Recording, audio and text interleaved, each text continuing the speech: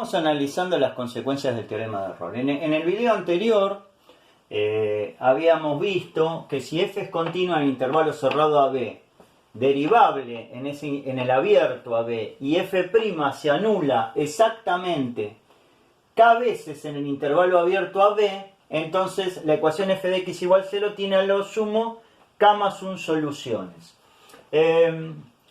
Si en lugar de ser continua en el intervalo cerrado AB es continua en el intervalo abierto AB, lo único que cambia es que la consecuencia K, en lugar de ser válida en el intervalo cerrado, pasa a ser válida en el intervalo abierto. Quiere decir que este resultado que nos decía a partir de cuántos ceros tiene la derivada, cuántos ceros como máximo puede tener la función, se puede aplicar en intervalos cerrados o en intervalos abiertos. Bueno, vamos a ver como primera aplicación de esto un resultado que nos va a poder, permitir afirmar la inyectividad de una función f que sea continua en un intervalo, que puede ser cerrado o abierto. Entonces, si suponemos que f es continua en el intervalo AB, que puede ser abierto o cerrado, derivable en ese intervalo AB, y su derivada no se anula dentro de ese intervalo, entonces la función f va a tener que ser inyectiva en el intervalo cerrado, si era continua en el intervalo cerrado, y en el intervalo abierto, si solo sabemos que es continua en el intervalo abierto. Bueno, vamos a ver cómo se demuestra este resultado. Bueno, lo primero que vamos a tener en cuenta es que este k que aparece acá puede ser 0. Es decir, lo que diría este resultado, si k es 0, es que si f es continua en el intervalo AB, derivable en AB, y f' se anula 0 veces, que sería lo mismo que decir que no se anula, entonces f de x igual 0 tiene a lo sumo una solución. ¿Por qué? Porque k es 0 y 0 más 1 es 1. Entonces, si tenemos que la derivada en realidad en el intervalo abierto no se anula, entonces la ecuación f de x igual 0, como mucho, puede tener una solución. Es decir, o no tiene solución o tiene una solución. Entonces vamos a ver cómo usamos esto con k igual 0 para demostrar el resultado de inyectividad. Entonces hacemos lo siguiente. Tomamos un i que esté en la imagen de f. O sea, un valor que está en la imagen de f. Entonces, formamos la función auxiliar h de x igual f de x menos i. Fíjense que donde esta función h sea 0 es porque f de x es igual a i. Es decir, que las soluciones de esta ecuación o de esto igualado a 0 son los valores de x cuya imagen da i. Si la función es inyectiva, entonces esta ecuación, como i es una imagen, esta ecuación tiene que tener exactamente una solución. Y eso es lo que vamos a probar, que esta ecuación tiene exactamente una solución. Y eso ya probaría que la función es inyectiva. O sea que para cada i hay exactamente un x, para cada i en la imagen, por supuesto, hay exactamente un x tal que f de x da i, que es otra forma de ver la inyectividad. Entonces, tomamos esto en la imagen y sea esto. Entonces, lo primero que uno puede ver es que la ecuación tiene al menos una solución, porque este i está en la imagen de f. O sea que algún x va a tener que cumplir la ecuación. Y eso sería como primera observación. Como segunda observación, esta función h es continua en el intervalo cerrado AB. Derivable, ¿qué es derivable? Ya lo pongo como que h' de x. O sea, al poner que h' es tal cosa, ya estoy diciendo que es derivable, ¿no? Entonces, h' ¿qué es? Como esta es derivable y esto es una constante, es f'. ¿Y qué pasa con esto? H' es f' y f' no es 0, o sea que h' de x es distinto de 0 para todo x en el intervalo abierto a b. Entonces, se estaría cumpliendo la hipótesis que está acá con k igual 0. Entonces, y bueno, al cumplirse esta hipótesis con k igual 0, lo que resulta es que f de x, que en este caso no es f, sino h, porque estamos trabajando con la función h, tiene a lo sumo una solución. Entonces, h de x igual 0 tiene a lo sumo una solución en AB. Bueno, y con eso está probada la inyectividad, porque una solución tiene la ecuación, esta, y como tiene a lo sumo una solución, esta ecuación tiene solución única. Como esta ecuación, o esto igualado a 0, tiene solución única, eso quiere decir que hay un único x para el cual f de x nos da el i en la imagen. Entonces, con eso queda probada la inyectividad. Lo vamos a escribir. Entonces, la ecuación h de x igual 0 tiene una única solución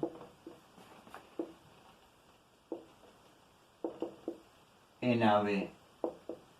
Y eso quiere decir que existe un único x en AB, tal que h de x es 0, o equivalentemente f de x es i. ¿No? Porque que h de x sea 0 es lo mismo que f de x sea i. Entonces, como hay un único x que cumple esta igualdad, para cada i en la imagen, la función es inyectiva. Y ahí terminamos la demostración de este resultado.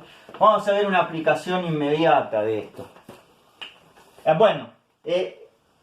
Si en lugar de trabajar en el intervalo cerrado, trabajamos en el intervalo abierto, la demostración es exactamente lo mismo. O sea que este resultado vale en intervalos cerrados o en intervalos abiertos.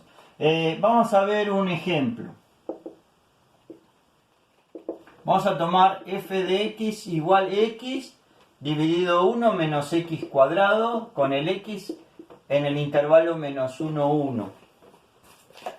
Esta función f es derivable en el intervalo menos 1, 1. Por lo tanto es continuo.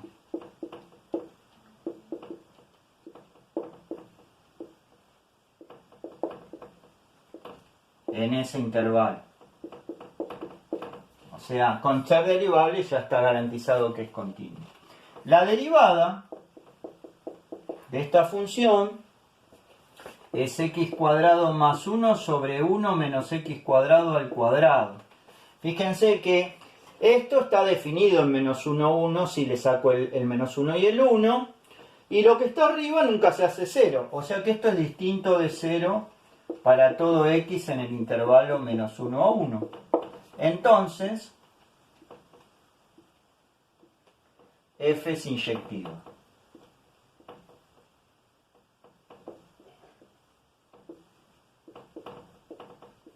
En el intervalo menos 1. O sea, hemos probado la inyectividad de la f muy fácilmente, sin utilizar su definición, chequeando simplemente que su derivada en ese intervalo no se hace 0. Eso es lo que hace que estas herramientas sean tan poderosas, porque son fáciles de aplicar, pero nos dan resultados muy, muy interesantes y muy poderosos que de otra manera sería muy complicado de estudiar. Bueno, vamos a ver otro ejemplo, donde lo que vamos a hacer es analizar cuántas soluciones exactamente tiene una determinada ecuación. Para eso vamos a considerar el siguiente problema.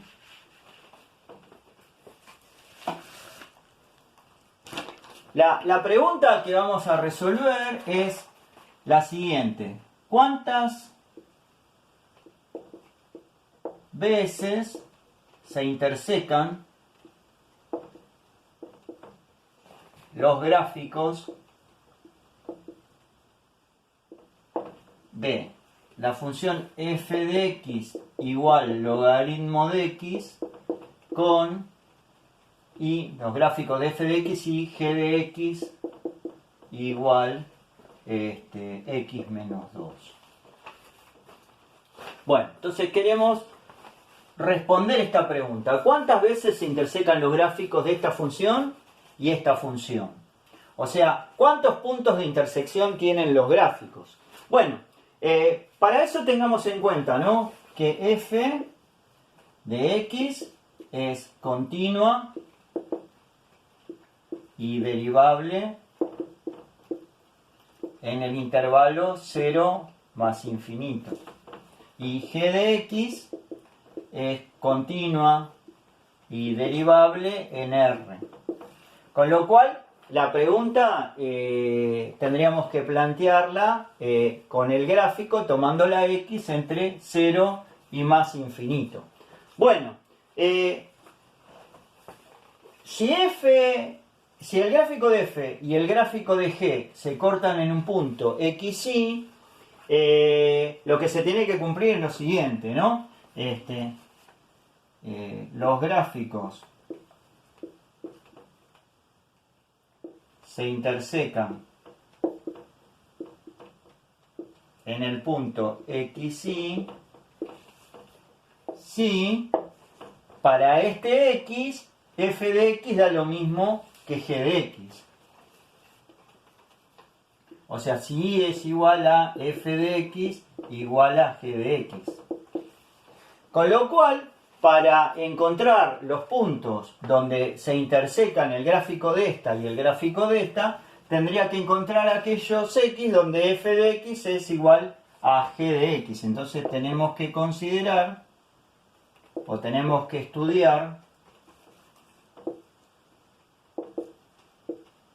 la ecuación f de x igual g de x, con x en el intervalo 0 más infinito, ¿no? Porque es donde está definida la función f, porque tiene ahí un logaritmo. Bueno, muy bien. Vamos entonces a estudiar esta ecuación. Esta ecuación la vamos a transformar en una ecuación equivalente, pasando el g restando y igualándola a 0. Entonces consideramos h de x igual f de x menos g de x igual a 0. O sea, trabajamos con una ecuación igualada a 0. Así podemos aplicar lo anterior. Entonces, esta h que está aquí es derivable en el intervalo 0 más infinito, por lo tanto continua.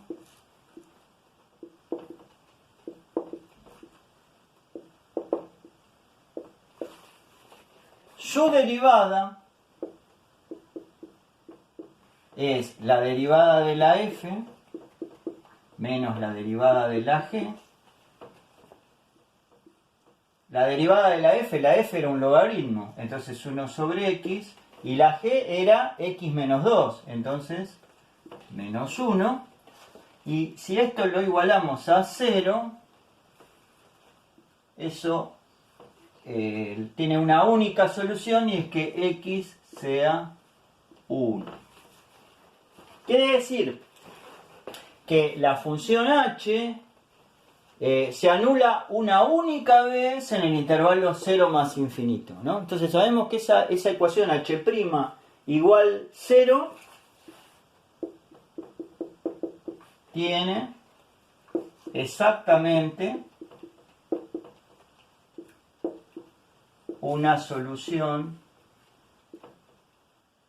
en el 0 más infinito. Bueno, pero si esta tiene exactamente una solución en 0 más infinito, aplicando el corolario que vimos del teorema de Rolle, h de x igual 0 tiene a lo sumo o a lo máximo, que es lo mismo, agreguemos algo de vocabulario, ¿no? A lo sumo es lo mismo que a lo máximo.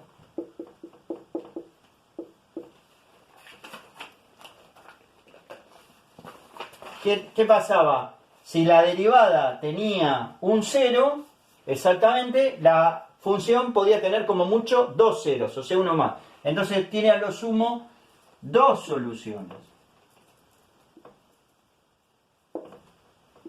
En el intervalo 0 más infinito. Quiere decir que esta ecuación, como mucho, puede tener dos soluciones. Y eso va a ser equivalente a decir que los gráficos de la f y de la g, como mucho, se cortan en dos puntos. Bueno, pero ¿qué puede pasar? Que no se corten, que se corten en uno o que se corten en dos. Ahora tenemos que ver cuál de esas tres es válida. Bueno, ahora vamos a usar el teorema de Bolzano para ver que esta ecuación tiene dos soluciones. Entonces, si vemos que esta ecuación tiene dos soluciones y sabemos que tiene a lo sumo dos soluciones, termina teniendo exactamente dos soluciones. Entonces ahora vamos a usar Bolzano. Entonces, a esto vamos a ponerle como un 1, que es el análisis que nos llevó a esta conclusión.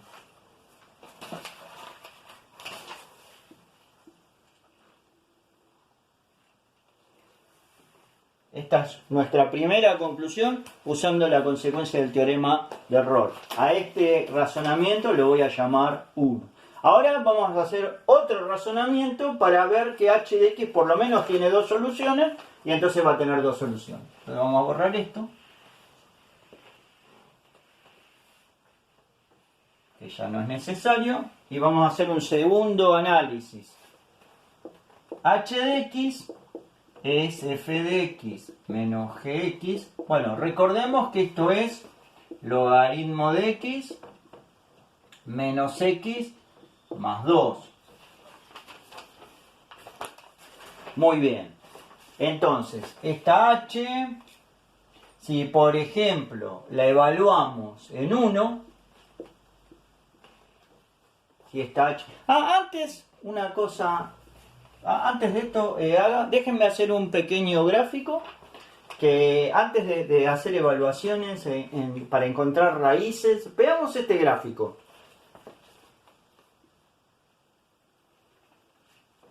Recuerden esto, que h' de x es 0 si solo si x es 1, ¿no? Esto venía de antes, ¿no? Entonces, tengamos en cuenta esto, ¿no? Que esta derivada se anula una sola vez, pero sabemos dónde. Se anula en 1. Entonces pensemos así. Acá tenemos el 0. Que este no está en el dominio donde estamos haciendo el análisis. Entonces tenemos el 0. Tenemos el 1. En este 1, h' justo es 0. O sea que ahí sabemos que se anula. Después sabemos que h de x tiene a lo sumo dos soluciones. Podría tener ninguna, una o dos. Bueno, pero supongamos que tuviera dos, ¿no? Que estuviéramos en el caso que tiene dos. Bueno, la idea es que no puede tener dos en este intervalo. O sea, esas dos no pueden estar en este intervalo. ¿Por qué estas dos no pueden estar en este intervalo? Por la sencilla razón de que entre 0 y 1... h' no es 0, porque h' se anula justo ahí, después no se anula más. Quiere decir que si hubiera dos soluciones acá, por el teorema de Rolle, h' se tendría que anular entre medio, pero entre medio no se puede anular porque h' se anula solamente ahí. O sea que acá 2 no puede haber. Tampoco puede haber 2 acá. Entonces la idea es que si hay 2, una está acá y la otra está acá. Otra manera de verlo es la siguiente. Entre 0 y 1 la derivada no se anula. Si la derivada no se anula es porque la función h es inyectiva. Si la función h es inyectiva, el valor h de x igual 0, o sea el x que hace que h de x es 0, si existe es único. O sea que acá podría haber una única raíz como mucho, y el mismo razonamiento llevaría que de este lado podría haber como mucho una única raíz. O sea que a lo sumo hay una acá y una acá. Ahora, ¿cómo justificamos? Sí, para ver si es cierto que hay una acá y una acá. Ahí usamos Bolzano. Entonces vamos a hacer lo siguiente. Esto ya lo voy a borrar porque no lo necesitamos. Y hacemos lo siguiente. Como va a haber una, o queremos ver que hay una de acá y una de acá, vamos a usar el punto 1 y ver qué pasa ahí. En h igual 1, ¿qué pasa? El logaritmo de 1 es 0, acá queda menos 1 más 2, 1. Esto es positivo. Quiere decir que h de 1 es positivo. Ahora vamos a tomar un punto a la derecha. Un punto que esté más o menos alejado del 1 y lo voy a tomar convenientemente. Entonces, por ejemplo, evaluemos h en e cuadrado. ¿Por qué? Porque en e cuadrado va a ser relativamente fácil calcular. Si yo tomo h en e cuadrado, al poner acá e cuadrado queda un 2. Menos e cuadrado más 2, eso es 4 menos e cuadrado y eso es negativo. Entonces en 1 la función es positiva y en e cuadrado es negativa. O sea que acá la h es positiva en este punto y en e cuadrado la h es negativa. Entonces estas dos cosas, más la continuidad,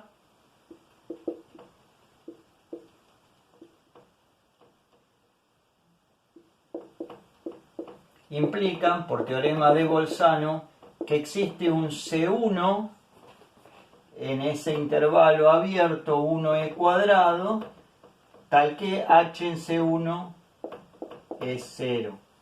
O sea que por acá hay una raíz. No puede haber más raíces de este lado, por lo que acabamos de decir. Ahora vamos a tomar un valor de este lado. La idea es así. Cuando x tiende a 0 más, este logaritmo se va a menos infinito, y este tiende a 0 y esto es 2. O sea que esto, cuando x tiende a 0 más, esto tiende a menos infinito. O sea que el gráfico de la función h tendería a menos infinito cuando el x tiende a 0. Quiere decir que en algún momento, cerca del 0, negativa va a tener que ser. La idea entonces, eso nos sugiere tomar un valor cercano a 0 para que esto dé negativo. Vamos a tomar algo que sea chiquitito y escrito de una manera sencilla para hacer la cuenta. Tomemos c a la menos 10. ¿Qué pasa con h igual h evaluado en e a la menos 10? Si acá pongo e a la menos 10, esto queda menos 10. Menos e a la menos 10 más 2 y esto da negativo. Y estas dos cosas, más la continuidad, que no la voy a escribir, pero habría que mencionarla, implica, por teorema de Bolzano, que existe un C2 en el intervalo 0, 1, perdón, 0 no, e a la menos 10, 1, tal que h en C2 es 0. Bueno, ¿qué encontramos? Que la h tiene por lo menos dos raíces. O sea, h de x igual 0 tiene al menos dos soluciones. Bueno, como lo anterior decía que tenía a lo máximo dos soluciones, la conclusión sería h de x igual 0 tiene exactamente dos soluciones. Y terminó el problema. O sea que los gráficos se cortan en exactamente dos puntos.